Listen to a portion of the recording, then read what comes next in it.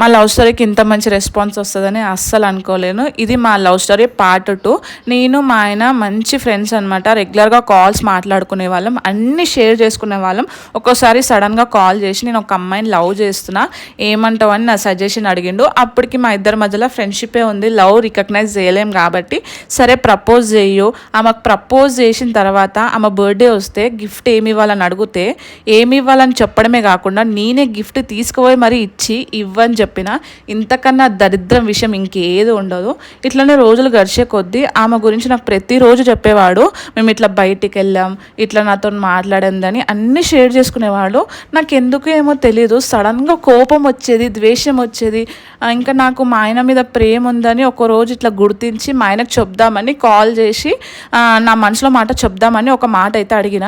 నీకు ఆమంటే నిజంగానే ఇష్టమా, మీది ట్రూ లవా అని అడిగితే అవును ట్రూ లవ్, నాకు ఇష్టం అని అనేసరికి నేను ఏం చెప్పకుండా నాకు కూడా లవర్ ఉన్నాడు నాతో మాట్లాడకని ఫోన్ పెట్టి